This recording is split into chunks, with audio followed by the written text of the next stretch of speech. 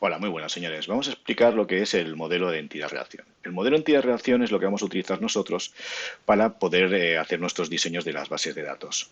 Este modelo es un modelo de alto nivel que desarrolló el señor Peter Chen, y por eso muchas veces en vez de modelo de entidad-relación lo vamos a llamar Chen, y el cual está formado por un conjunto de entidades con sus atributos y las relaciones que hay entre estas entidades. Y con esto veremos que podremos hacer dibujos en los que diseñaremos cómo guardaremos los datos en nuestra base de datos. Bueno, señores, pues vamos a continuar explicando un poquito cuáles son los conceptos básicos del modelo entidad-relación. Como hemos dicho, este modelo lo que nos va a servir es para que cuando tengamos los requerimientos que un usuario quiera de su aplicación, pues detectar cómo vamos a guardar esa información en nuestra base de datos. Para ello, el primer concepto que tenemos que entender es lo que es una entidad. Que una entidad vamos a ver que es un objeto que existe, que es diferente o es diferenciable de otros objetos, ¿vale? Donde vamos a guardar información de este objeto o características y, por ejemplo, pues esto puede ser un alumno, un producto, etcétera. Otra cosa que vamos a tener son esas características que queremos guardar de cada uno de estos objetos o entidades, que es lo que vamos a llamar atributos. Estos atributos son las propiedades o características específicas de cada entidad. Por ejemplo, pues de una entidad, como hemos dicho antes, un alumno, pues puedo tener un atributo que sea su DNI o su nombre o su apellido. Y entre estos atributos vamos a ver que hay unos atributos especiales que son los atributos que van a ser o que van a formar lo que llamaremos la clave primaria.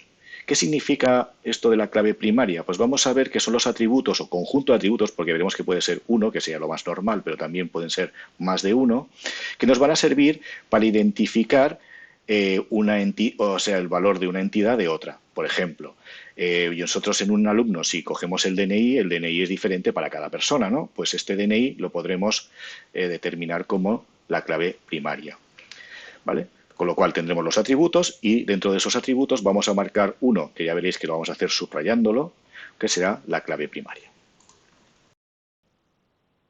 Bueno, después del peñazo teórico, pues aquí vemos, por ejemplo, cómo vamos a representar una entidad.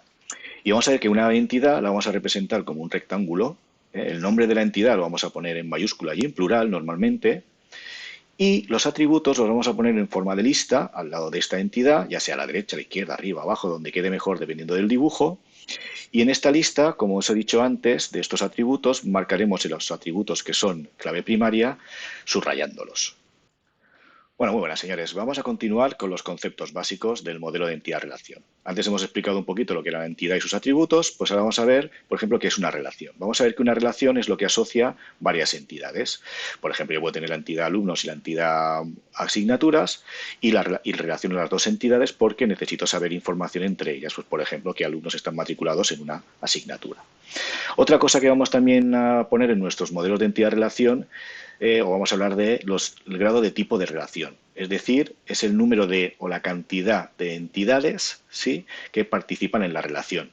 Lo más normal es que trabajemos con lo que llamaremos las relaciones binarias. ¿Por qué? Porque son dos entidades las que están relacionadas. Pero más adelante haremos cosas más complicadas y también trabajaremos con ternarias, cuaternarias, etcétera.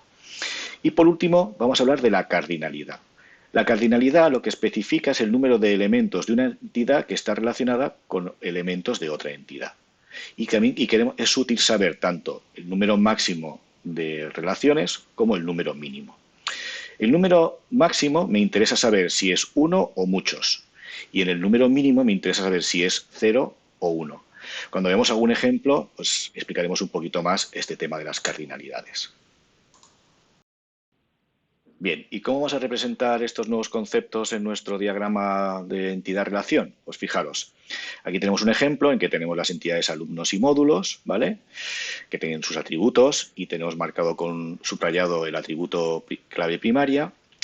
Por otro lado veis que tenemos ahí un rombo, que es lo que es la relación, y unas rayas que van del rombo a cada uno de los rectángulos que son las entidades para decir que estamos relacionando alumnos con módulos. Fijaros que las relaciones a veces vais a ver que van a tener nombre, a veces no les vamos a poner nombre. En este caso, por ejemplo, sí que tiene nombre y es matricular, porque también vamos a ver otra cosa. Las entidades normalmente cuando las tenemos que detectar vamos a ver que son sustantivos y en cambio las relaciones suelen ser verbos, aunque eso no siempre se cumple, pero muchas veces sí.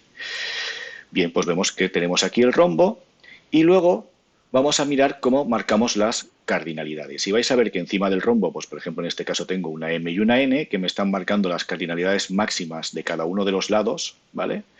Y por otro lado, en cada lado tengo, pues por ejemplo veis ahí un 1M y un 1N, donde el 1 es la parte mínima y el M o la N es la parte máxima. ¿Y esto qué quiere decir? Pues que, por ejemplo, si me voy a la parte del 1N, lo que quiere decir es que un alumno puede estar matriculado en uno o muchos módulos, y si me voy hacia el otro lado, a la 1M, que está al lado del alumno, lo que estoy diciendo es que un módulo puede tener uno o M alumnos matriculados.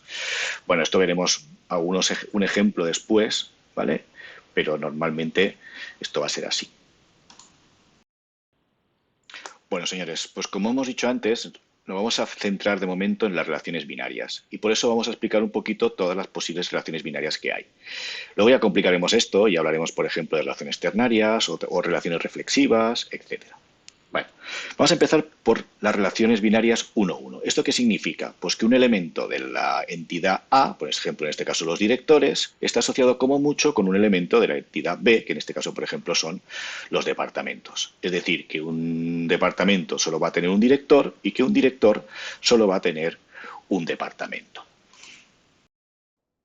Pues venga, señores, vamos a continuar con las relaciones binarias. La siguiente que vamos a ver son las relaciones binarias 1N.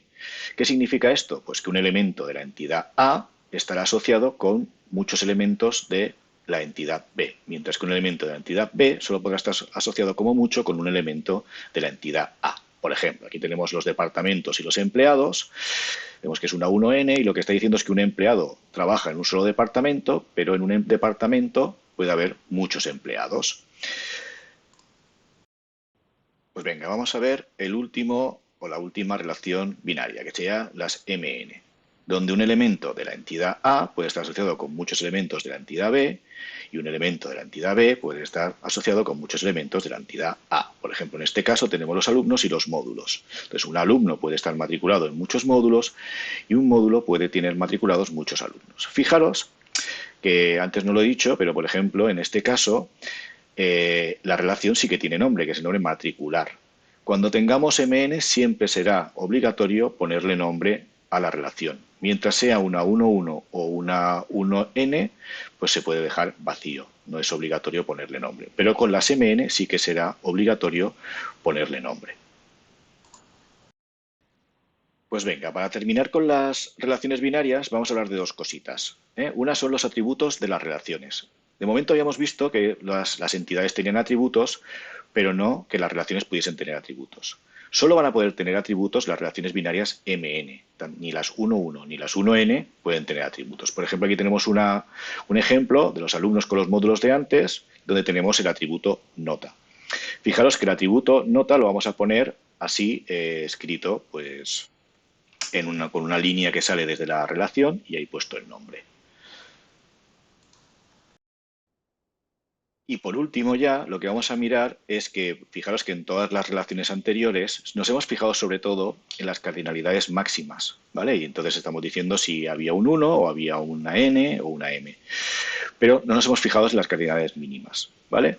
Ahora os pongo un ejemplo en que la cardinalidad mínima, en vez de ser un 1 como en todos los ejemplos anteriores, tenemos un 0. Por ejemplo, en este caso tenemos alumnos donde es una 1M y en módulos que tenemos aquí una 0N. ¿Qué significa esto? Pues que puede haber alumnos que estén matriculados en 0 módulos o en uno o en muchos, mientras que un módulo siempre tiene que tener al menos un alumno.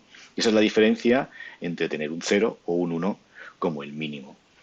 Ya veremos que eso dependerá del enunciado o de lo que nos está pidiendo el usuario en sus requerimientos, pues tendrá que ser un 0 o tendrá que ser un 1.